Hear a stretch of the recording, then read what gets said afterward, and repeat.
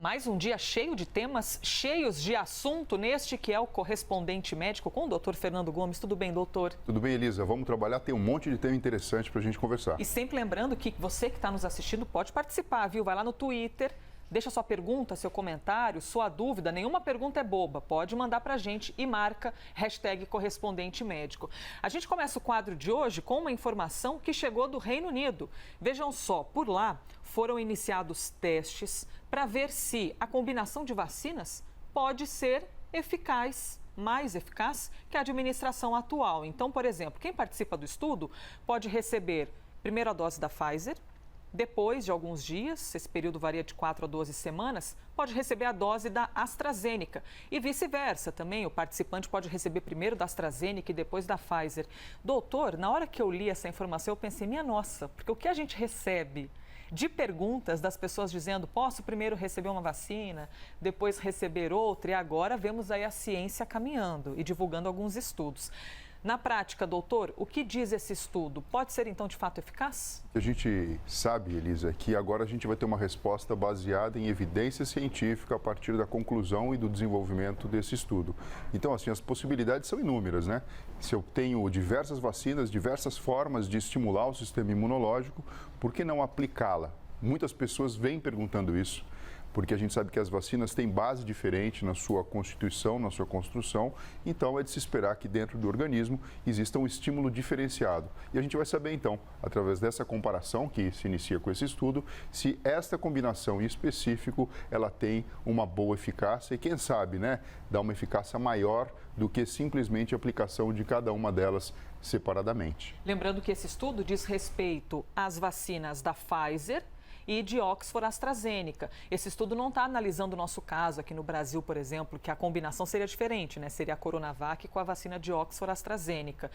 Mas, independentemente, doutor, de não ser exatamente o nosso caso, a gente está falando de duas vacinas que são diferentes e a base delas é diferente, né? Porque a da Pfizer, por exemplo, é com o tal do RNA mensageiro, que o senhor já explicou algumas vezes. A de Oxford AstraZeneca também é com esse RNA? Não, ela é de uma dupla fita de DNA que também tem o papel de estimular o sistema imunológico relacionado com a espícula do próprio coronavírus. Então, a gente sabe que uma tem por mecanismo de funcionamento a produção, quando ela entra dentro do corpo, no caso de RNA mensageiro, dessa espícula, dessa proteína. E a partir desse momento que isso é produzido, então, o sistema imunológico reconhece como estranho, né, o que seria o constituinte do coronavírus, e passa a produzir anticorpos. A outra, ela acaba sendo oferecida dentro de um adenovírus, que é um vírus que tem a capacidade até mesmo de provocar, por exemplo, gripe, mas que nesse caso não tem correlação nenhuma com infecção, ele funciona apenas como um veículo para entregar um material genético que vai produzir também esse constituinte do coronavírus. Então, quando a gente compara, a gente sabe que existe uma grande especificidade relacionada ao RNA mensageiro. A gente já falou que funcionaria como se fosse, por exemplo, um sniper com poder de tiro muito certeiro, e a gente sabe então que é lógico, se existem mutações, se existe alteração desse alvo, a gente sempre se questiona se essa pontaria tão boa seria tão eficiente na proteção, mas pelo que os estudos vêm mostrando, sim, não houve nenhuma evidência de que existiria uma alteração muito grande. Agora, quando a gente combina esses dois mecanismos de ação diferentes para estimular o sistema imunológico, fica a grande pergunta aí, será que a gente não teria uma eficácia ainda maior? Tomara que sim, né, Elisa?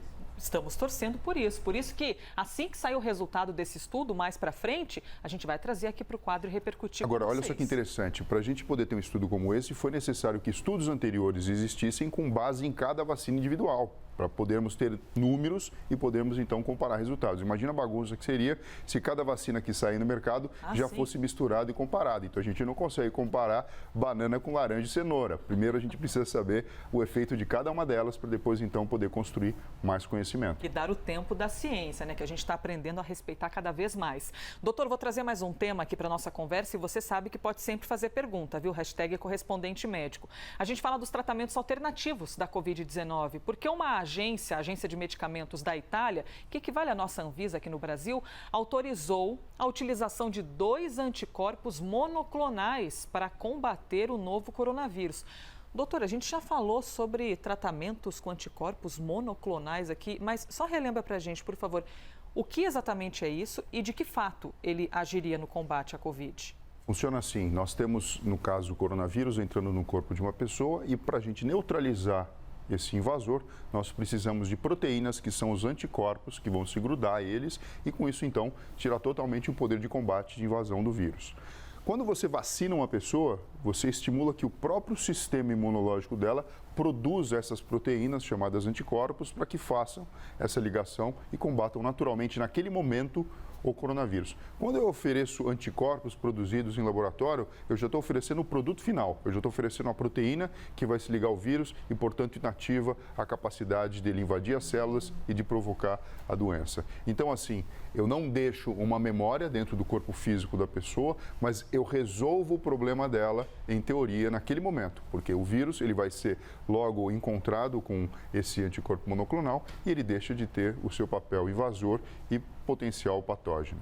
Esse assunto vem da Itália, porque a Agência de Medicamentos, então, que equivale à nossa Anvisa, autorizou que isso fosse utilizado. É possível que nós vejamos mais para frente outros países caminhando também, né? Usando como referência o próprio estudo da Itália? Sem sombra de dúvida, Elisa, a gente sempre fala, né? Se imaginarmos a pandemia, o coronavírus como um inimigo em comum, tudo que tem de novo na ciência, junto com vacina, com medicamentos, com estratégias como essa dos anticorpos monoclonais, representam armas para combatermos o coronavírus. Então, sem sombra de dúvida, mostrando o efeito e de fato benéfico, entendendo que existem situações específicas em que cada uma delas tem uma aplicação maior, você pode imaginar que isso vai ser divulgado para o mundo todo e aplicado no mundo inteiro. Nós não estamos falando de uma prevenção, né? A gente não está falando de um imunizante, a gente está falando de um tratamento para quem já pegou a Covid.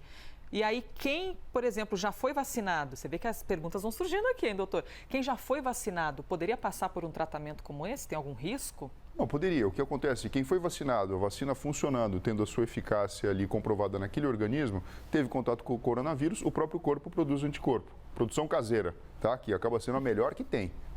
Mas junto com isso, se eu venho e coloco uma dose adicional de anticorpo feito artificialmente em laboratório, que seria um anticorpo monoclonal, eu estou dando aí um potencial maior ainda de combater esse inimigo.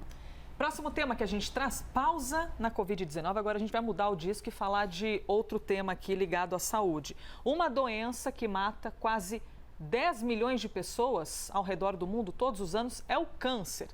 A Organização Mundial da Saúde alertou que o câncer de mama superou o câncer de pulmão, que era a forma mais comum da doença pelo período de 20 anos. Agora, o câncer de mama está à frente. É a primeira vez que o câncer de mama fica no topo dessa lista e ainda segundo a OMS, a média anual de casos, que é de cerca de 20 milhões, deve aumentar para 30 milhões em 2040. Doutor, é um aumento dramático, significante. Por que exatamente poderia haver esse aumento? Quando nós olhamos a característica do mundo atualmente, a gente percebe que existem fatores de risco diferentemente distribuídos na evolução desse tempo. Estamos falando aí de 20 anos. Então, o que vem acontecendo? Qualidade de vida melhora, em teoria as pessoas vivem mais. Então, existe mais chance de aparecer problemas como esse relacionado com doenças oncológicas e a gente está falando aqui do câncer de mama. Da mesma forma, a obesidade é um fator de risco importante. E a gente sabe, então, que ela acaba, de alguma forma, impactando nesse processo inflamatório e no próprio controle das células que venham a se transformar em cancerígenas ou não. Então, aqui a gente já tem duas explicações possíveis para falar sobre esse fato. Quando a gente também observa no horizonte do tempo, eu adoro essa palavra, porque assim faz com que a gente tenha uma visão muito além do alcance nesse sentido. Não adianta a gente só olhar no microscópio, a gente precisa olhar o que está acontecendo no mundo e no decorrer do tempo. A gente percebe que o hábito do tabagismo ele vem reduzindo e o tabagismo tem uma relação direta com o câncer de pulmão. Então, eu tenho dois fatores que favorecem o câncer de mama e uma que favorece o câncer de pulmão, sendo que eu reduzo isso do ponto de vista populacional. Você pode imaginar uma redução do número, isso no decorrer do tempo, lenta e progressivamente. E mais atualmente, a gente pega desse ano para cá, você pode imaginar que as pessoas mudaram um pouco o seu hábito e isso também pode impactar nesse número. Então, muitas mulheres que iriam fazer seus exames, sua mamografia, sua avaliação periódica, deixaram de fazer e com isso a chance de fazer o diagnóstico precoce, tratar e reconhecer, acaba reduzindo. Mas isso, mais uma vez, no horizonte do tempo, representa só uma partezinha. Quando a gente pega 20 anos, principalmente obesidade, envelhecimento da população e alteração do hábito do cigarro, acabam explicando essa mudança de ranqueamento aí do câncer. Essa alteração do hábito do cigarro, bom, gente, 20 anos atrás, Podia estar fumando aqui dentro do estúdio, né? Estou dando um exemplo aqui para o nosso ambiente, mas fumava dentro de avião, você fumava dentro de qualquer ambiente. E essas pequenas mudanças nos hábitos também podem contribuir para que o número de novos fumantes ou de excesso no consumo vá diminuindo. Então, é o nosso comportamento no dia a dia que também pode resultar nisso. Sim, quer ver? Vou falar uma coisa bem chata, mas eu quero que todo mundo acabe pensando sobre isso. Imagina daqui 20 anos se a gente utilizar máscara por 20 anos ou tivermos essa questão de distanciamento e higiene diferenciado. Como vai ser o padrão de infecções respiratórias ou de algumas doenças que são transmissíveis pelo contato mais próximo daqui todo esse período? Talvez a gente tenha redução de infecções como, por exemplo, gripes, resfriados, alterações até mesmo em doenças sexualmente transmissíveis, uma vez que você promove o distanciamento das pessoas, então o parceiro acaba sendo elegido de uma forma muito mais criteriosa. Então, a gente só vai saber isso no decorrer de um tempo, daqui 10, 20 anos. Então, a gente mira no coronavírus e talvez a gente tenha um ganho muito maior do ponto de vista de doenças que são evitáveis a longo prazo. É sempre importante lembrar, pergunte para a mulher que você ama, sua mãe, sua avó, sua tia, você já fez exame esse ano, já foi ver como é que está a mama e tal, porque é importante a gente também cuidar de quem a gente ama para que não faça parte desse ranking. Tem mais comentários chegando, eu queria compartilhar todos, mas não posso deixar de chamar o último tema, doutor, porque mostra o avanço da medicina, o avanço da ciência. É um caso que ocorreu nos Estados Unidos. Vai aparecer aqui para você. É impressionante. Joey Dimmel, acho que é assim que fala o nome dele, de 22 anos, esse é o Joey que está aparecendo aí. Ele sofreu um acidente de carro e teve queimaduras de 3º grau em 80% do corpo. Essa imagem aí já é do pós-Joey, assim, digamos, porque primeiro ele ficou completamente desfigurado, mas o avanço da medicina fez com que ele recebesse o primeiro transplante de rosto e mãos da história.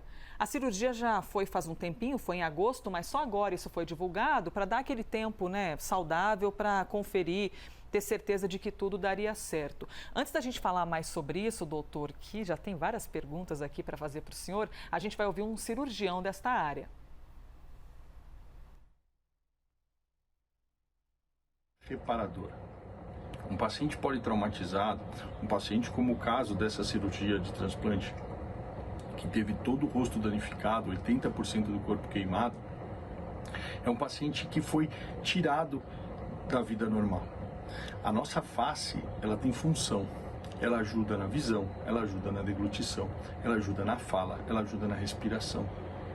E um paciente que tem lesão grave na face, ele não consegue ter plenamente essas funções. Então, o grande avanço dessa cirurgia, o grande ganho dessa cirurgia para a humanidade é saber que hoje é possível, através de uma cirurgia muito complexa, muito difícil, mas ainda assim factível, é possível a gente devolver um pouco de normalidade à vida de um paciente como esse. Isso traz uma esperança, traz uma expectativa muito grande para o futuro, porque isso mostra que a gente está no caminho certo.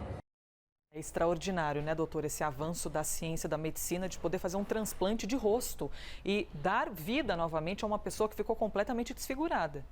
Você pode observar o grau do desafio que a medicina encontra quando faz um tratamento como esse, né, Elisa? Transplante de coração já acontece, de pulmão já acontece, de rim já acontece, de fígado já acontece, estão justamente relacionados com a função. Quando a gente pega a face, mas a função escondida, né, que fica dentro do corpo. Quando a gente pega a face, que tem um papel super importante, como o próprio colega cirurgião plástico falou, relacionado com o aparelho digestivo, com o aparelho respiratório, com a sensibilidade, com a visão e com outras funções, a gente tem a questão do contato social, que acaba sendo algo extremamente importante. Então, você precisa dar um aspecto de funcionalidade, de boa capacidade da pessoa conviver e retomar, pelo menos, a sensação que ela tinha como era antes do acidente, de tudo isso. Então, você pode imaginar a complexidade. E, além disso, né, quando você faz um transplante, existe o desafio relacionado com a rejeição. Então, você precisa encontrar um doador que tenha características imunológicas que não vá provocar uma rejeição tão grande, que acaba sendo um processo inflamatório que poderia levar à perda do enxerto. Por isso, também, até esperar tanto tempo para dizer sobre o sucesso da cirurgia e toda a relação que tem com a utilização de imunossupressores, para que a face volte a funcionar de uma forma normal. E você pode imaginar, Elisa, não dá vontade de parar de falar, que assim, o que está acontecendo com o cérebro ao mesmo tempo? Porque você tem um processo de neuroplasticidade intenso acontecendo para que aquele indivíduo possa receber aquela face, o cérebro possa passar a interpretar como sendo dele e desenvolvendo então toda a articulação muscular, funcionamento de mandíbula, por exemplo, e até mesmo a sensibilidade sendo estimulada para que aquilo possa fazer um novo sentido. Doutor, eu queria mais uma hora para te fazer várias perguntas, sabe? Mas como a gente tem pouco tempo, sensibilidade. Ele conseguiria sentir algo? Como é que o cérebro identifica esse novo corpo? Então, no decorrer do tempo, o que pode acontecer é que ele venha a recuperar inúmeras funções neurológicas. É lógico que nesse período de tempo, de agosto, foi agosto, né, que você falou? Agosto do ano passado. Ainda, agora, né? é pouco tempo para dizer, mas você pode imaginar que função motora ele vai recuperar, né? A gente precisa que os nervos sejam então regenerados e toda a placa motora venha a funcionar. E a sensibilidade também, ela pode ser recuperada, né? É lógico que um exame neurológico contínuo, o oferecimento de oligoalimentos que possam constituir essa recuperação e principalmente o estímulo adequado, e você percebe ali, ele fazendo fisioterapia, fazendo um monte de coisa diferente para que ele possa ter a sua vida normal restabelecida. Doutor, acabou nosso tempo. É tão triste dizer isso, porque eu queria te perguntar tantas coisas. Só por fim, rapidinho para encerrar, para fazer uma cirurgia plástica como essa, precisa de um neurocirurgião junto, ou seja, alguém como o senhor ali acompanhando. Em geral, essas cirurgias são feitas por equipes multidisciplinares. Nós temos especialistas, por exemplo, de cirurgia plástica também na reconstituição de nervos. Então, existe toda essa questão da microcirurgia. Dependendo, lógico, se houver um ponto de contato com a questão do cérebro e dos nervos, é capaz que realmente algum neurocirurgião estivesse fazendo parte de todo esse processo. Mas, geralmente, você viu ali, né? É um trabalho de uma equipe incrível, enorme, muitas pessoas envolvidas para beneficiar um paciente. Aplausos para essa equipe, uma grande transformação na medicina mundial. Doutor, obrigada, viu? Que bom encerrar com essa positividade aqui o nosso quadro. E a gente sempre fica feliz quando vê um caso de sucesso e mostrando que a medicina nunca para e a ciência sempre está andando para beneficiar todas as pessoas da humanidade. Muito bom. Obrigada, doutor Fernando Gomes, e a você que todos os dias está aqui com a gente neste que foi mais um Correspondente Médico.